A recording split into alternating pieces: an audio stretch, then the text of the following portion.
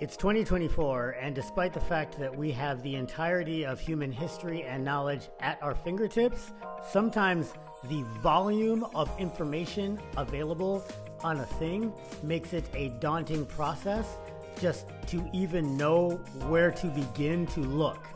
So, because you don't know what you don't know, and the purpose of this channel is to quote-unquote teach a man to fish, in other words, give you the tools by means of which you can make informed decisions on things like how to train, how to eat, and of course, the subject of this video, what supplements to take.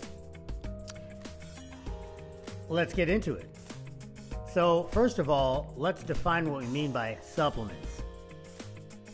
So here I have a overview slide of effectively what supplements are classified as, but generally speaking, we're talking about like vitamins, minerals, and then things like ergogenic aids such as creatine, caffeine, beta-alanine, so on and so forth.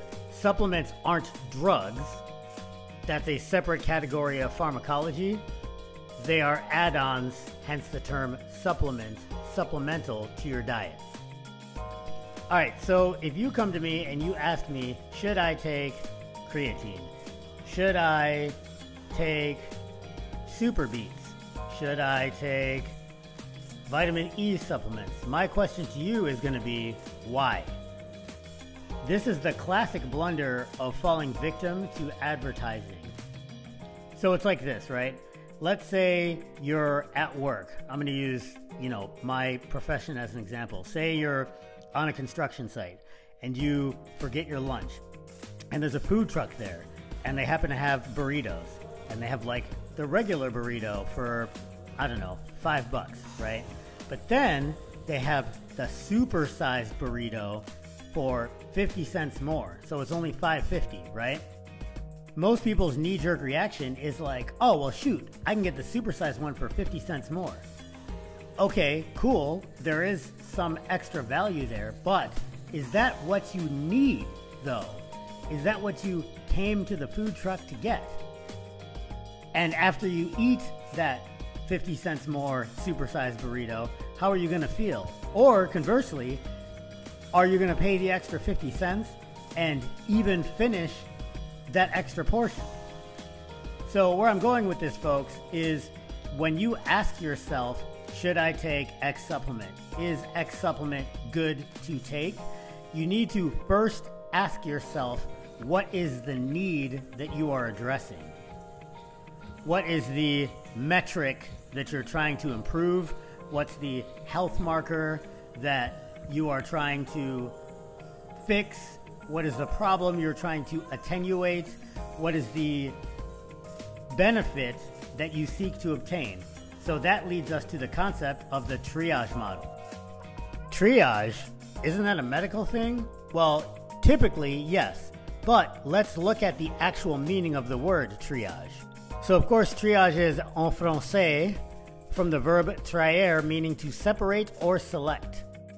So as this slide elucidates, triage is a process of rapid assessment in the medical context of a patient with a view to define urgency of care and priorities in treatment.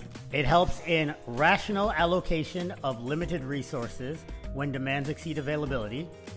And it's the first step in the management of, in this example, a sick child admitted to a hospital. So, when you're posed with a question about a subject that you are unfamiliar, a good way to kind of wrap your head around it is to take something that you are familiar with and then, using lateral thinking, contextualize the unfamiliar with the familiar. So while most of you aren't medical care providers, many of you are also far more familiar with the concept of triage than you are with necessarily how to determine which supplements to take. So, it's the process by means of which patients are classified according to type and urgency of their conditions to get the right patient to the right place at the right time with the right care provider.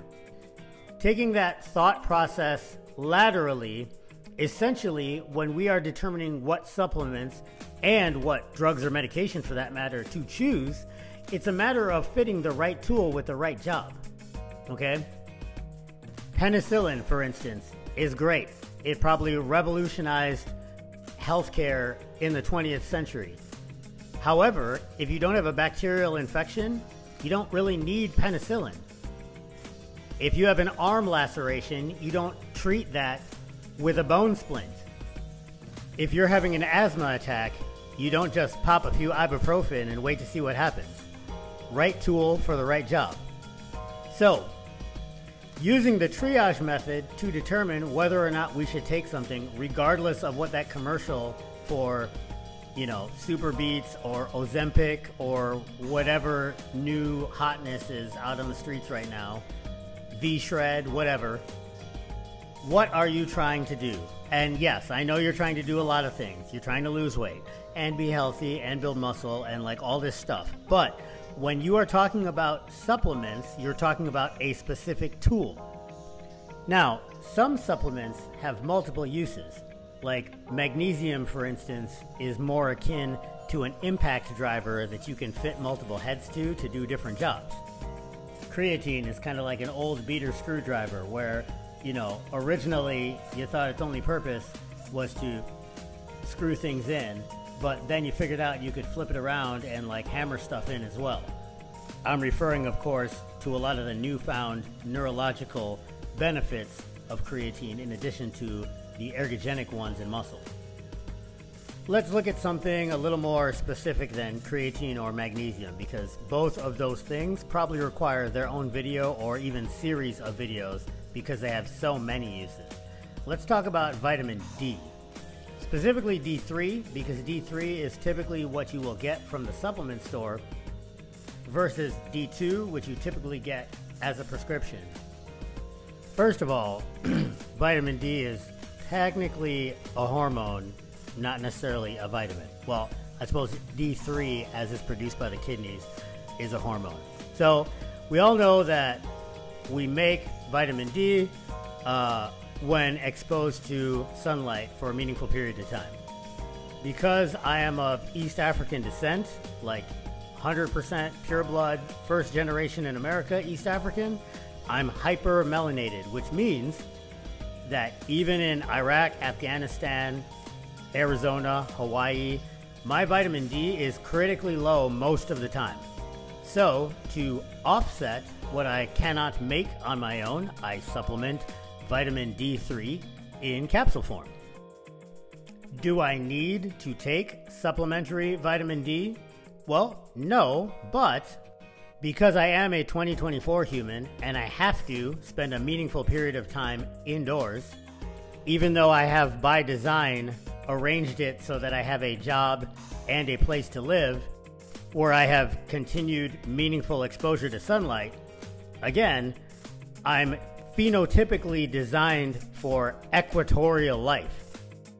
I cannot recreate the state of nature that my body was designed to exist in. So, it behooves me to fill in that gap with supplements. That is a specific need that I identified with blood work, not supposition or being influenced by an advertisement. I know specific to me and the functioning of my body, I need more vitamin D. So what I'm trying to get across here, folks, is with the triage model, what you want to do, first and foremost, is get blood work. But even without that, have a specific objective in mind, then determine if there is a supplemental need to fill that objective. Because the biggest levers, of course, are lifestyle changes. Supplements are called supplements because that's what they do. They supplement. They are not meant to be in place of poor decision making or bad lifestyle choices. So before you decide to start taking a new supplement, and before you even ask, should you take a new supplement, apply the triage method. Identify the problem, figure out the root cause, and then at that point determine which supplements, if any, you need in order to address it.